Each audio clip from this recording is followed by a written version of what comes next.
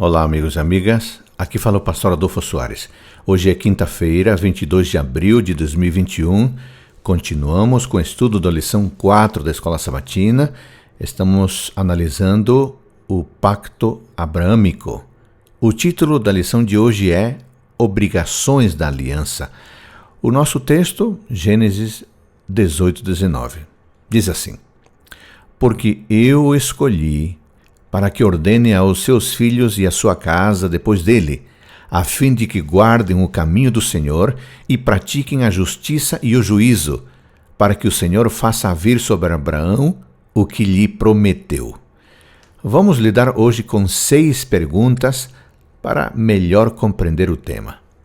Primeira pergunta: na aliança, qual é o custo para o ser humano? Bom, nós já vimos até agora, amigos, que a aliança é sempre uma aliança de graça. É sempre uma aliança de graça. Deus faz por nós o que jamais nós poderíamos fazer por nós mesmos. E não há exceção nisto na aliança com Abraão. Deus faz tudo, a aliança é sempre de graça. Segunda pergunta: qual é a parte, então, que Abraão deveria desempenhar? Amigos, em sua graça, Deus havia escolhido Abraão como seu instrumento. Para quê? Para que ele auxiliasse o Senhor na proclamação, na divulgação do plano da salvação para o mundo.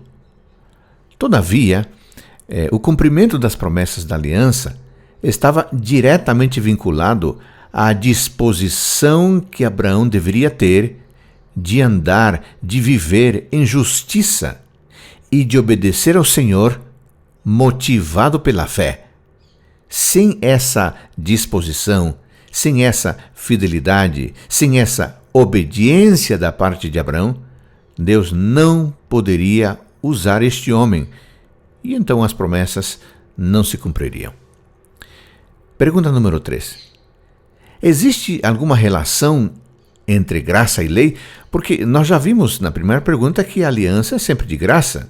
Mas na segunda pergunta vimos que Abraão deveria ter disposição, fidelidade, obediência. Então essa pergunta é importante. Qual a relação entre graça e lei? Gênesis capítulo 18, verso 19, que acabamos de ler, demonstra como a graça e a lei estão relacionadas. O verso inicia com a graça. Eu o escolhi, e é seguido pelo fato de que Abraão obedeceria ao Senhor e faria com que a sua família também obedecesse ao Senhor. O que nós temos aqui, amigos? Fé e obras aparecem em união próxima, em união estreita, justamente como deveria ser, e como Tiago capítulo 2, versículo 17, aponta que deveria ser. Pergunta número 4. Quais as condições da aliança?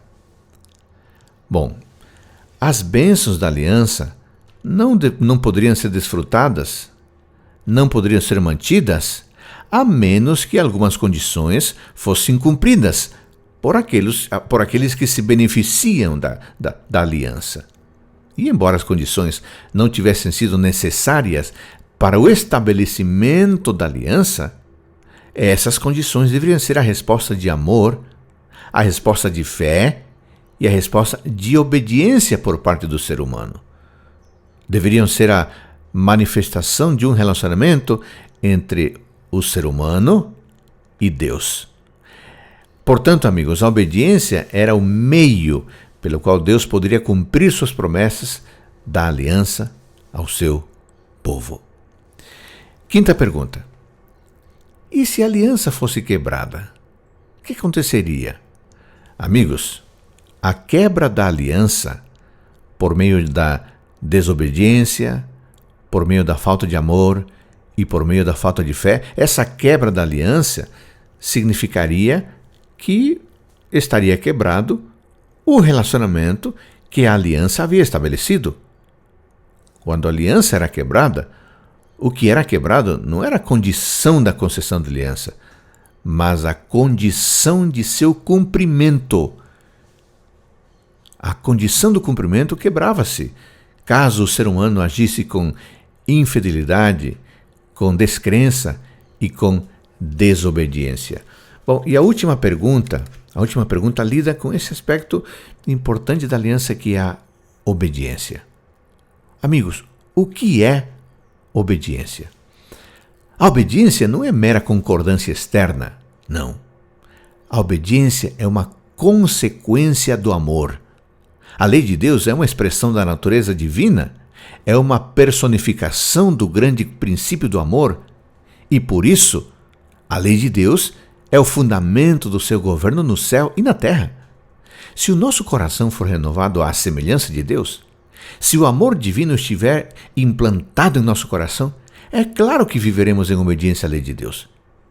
Quando o princípio do amor domina o nosso coração, quando o ser humano é renovado segundo a imagem daquele que o criou, a promessa do novo pacto é cumprida.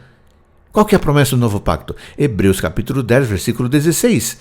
Porei no seu coração as minhas leis, e sobre a sua mente as inscreverei.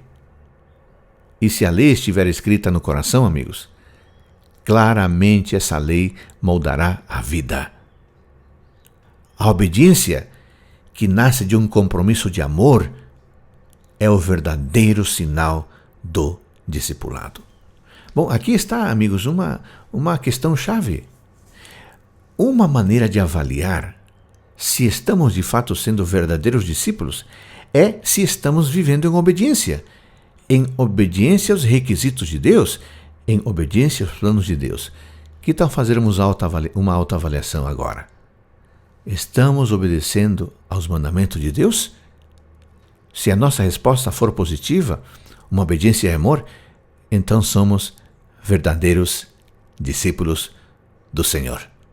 Pense nisso com carinho. Ótima quinta-feira para todos nós.